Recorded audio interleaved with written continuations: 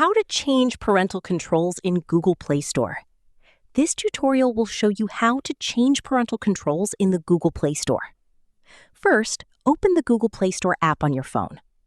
Tap on your profile icon in the top right corner. Now select Settings from the menu. Next, go to Family and tap on Parental Controls.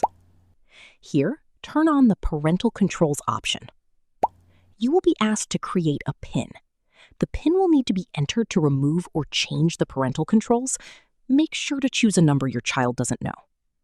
After you've created a PIN, after that, choose the type of content you want to restrict, such as apps and games, movies, or other available content categories. Now select the appropriate age rating or restriction level based on your preference. Once you save these settings, the Google Play Store will filter content according to the restrictions you selected. That's how you can easily set up and manage parental controls on the Google Play Store to create a safer app and content experience. If this tutorial helped you, don't forget to like the video and subscribe for more simple Android tips and how-to guides.